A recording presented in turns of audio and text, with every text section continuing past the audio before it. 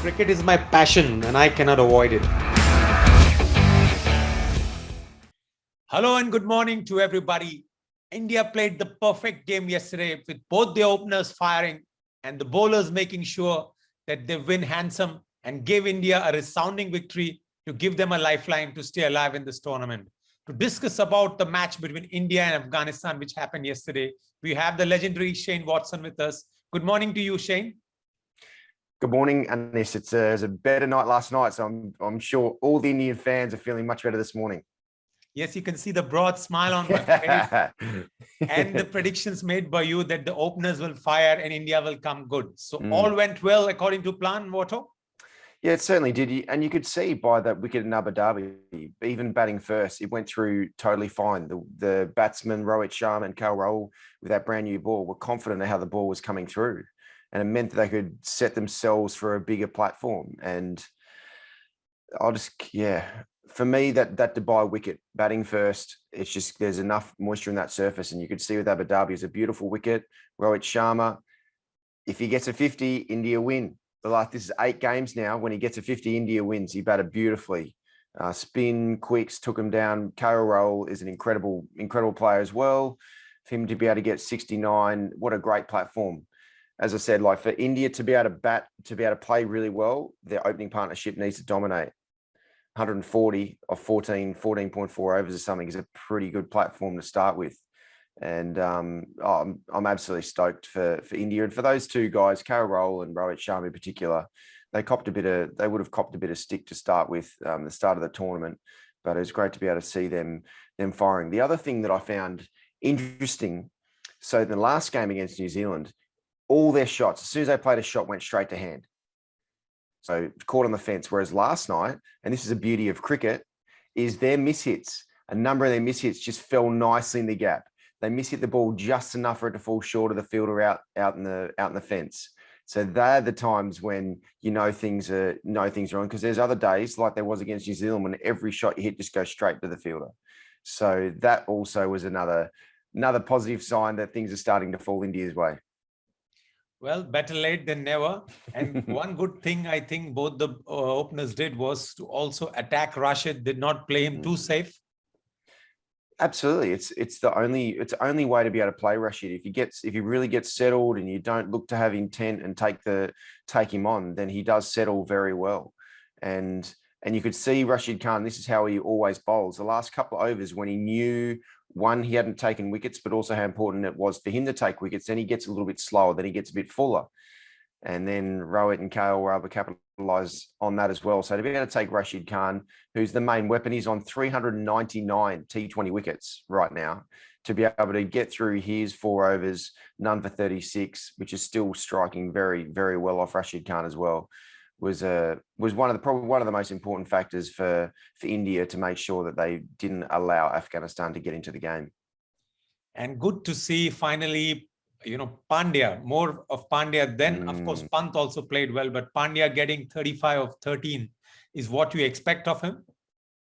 Yeah, absolutely. Rishabh Pant played nice. He was a bit crazy at the start, very frenetic at the start, because he'd come in batting at number 3 and thought, I've got to go from ball 1. So it took him a little bit of time to find his timing. But Hardik Pandya, absolutely. That was Hardik Pandya at his best. The way he stood still, he didn't try and overhit the ball. He's got power all around the ground. Even that, the last shot that he played, that sort of back foot cut shot over cover, that shows, and there's a change of pace as well. That shows that he's watching the ball really closely. He's not premeditating and he's not trying to overhit the ball. So that's a huge side for India, because Hardik had been a little bit short of runs, but short of form as well. He wasn't hitting the ball that well. He was mishitting balls that he normally would take down. And last night was a great sign for India, because he batted absolutely beautifully. So all the batting clicked. When it comes to the bowlers, good to see Shami among the wickets.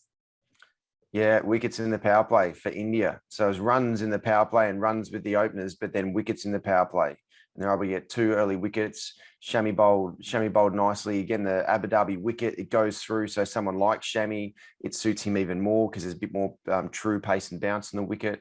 Bumrah bowled very nicely. Gosh, to be able to see him swinging the ball both ways, and obviously he's got that skillful off cutter as well, but swing the ball both ways is that at pace and with his action as well. It's so hard to pick up. That was awesome to see.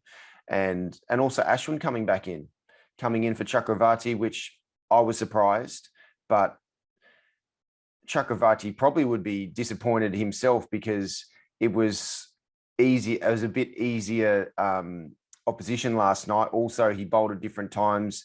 His team wasn't under pressure as much that he had to bowl wicket-taking balls all the time. So I do feel sorry for Chakravarti in that regard because he's a skilled bowler and the opportunities got were different, unfortunately, compared to what Ashwin got last night. But Ashwin he bowled very nicely. Variations, his Karen ball came out very nicely as well. So that's a big sign for India moving into the next game as well. Oh, yes, coming back into an international T20 after 4 years and being among the wickets must have given Ashwin confidence. Oh, for sure. Yeah, to be able to get wickets and go for 14 runs in his 4 overs meant that he's had a really good day, and he did. He's a super skillful bowler. He's as experienced as they come as well. He's just got a great understanding of how to be able to bowl the balls that the batsman doesn't want to face. So yeah, it's great to be able to see Ashwin continue to do his thing and got an opportunity and made the most of it. All right. So with this win, which was by 66 runs, their net run rate has come down to positive. They're still behind Afghanistan by a long way and behind New Zealand. But one step taken, one hurdle cleared. Yeah, absolutely. And that was the first big hurdle was to be able to make sure that they dominated Afghanistan because they are a very dangerous team. And India certainly did. So it is one game at a time. That's the most important thing. And they really got through that last night's game with flying colours. Everyone they wanted and really were desperate to find form did. So they're in a really good position to be able to try and scrape through into the semi-finals. So now let me come to Afghanistan. They did not have the perfect game. I would say nothing went except the toss. Now, Afghanistan's net run rate as of now is the best. Now, we believe that New Zealand will get past Namibia and will go ahead of points. So as much as New Zealand would like to make sure that they win, even Afghanistan feel that if they beat New Zealand and they have the firepower, they probably are more hungrier than New Zealand for that last match against New Zealand. I'm not sure if anyone's more hungry than New Zealand. New Zealand are incredible, especially tournament players. ICC events, they have done incredibly well so consistently. So for Afghanistan, yes, I've got so much firepower, but New Zealand are just so clinical and measured in everything that they do. They're just so well skilled, know their game plans very well, and are able to execute them very well. So that is going to be an awesome game, and there's going to be a lot of people watching that game for sure. But 1.2 billion people Indians. That's right. It's going to be so many eyeballs watching that game, but that's going to be an awesome game to be able to watch and a very interesting one to watch. But the most important thing for India is to be able to make sure that they just continue to play incredibly well. And it is out of their hands of what happens there, but that is going to be a really, really awesome game to be able to watch. Afghanistan, New Zealand. Geez, it'll be interesting to see who comes out on top there.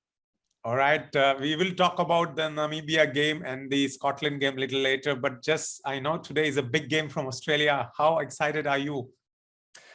I'm really looking forward to it. Absolutely. Yeah, it is a big game. Every game that Australia plays, like it is for majority of the teams now, every game they play is so important that they try and put together the perfect 40 overs. And Australia certainly will be chasing that.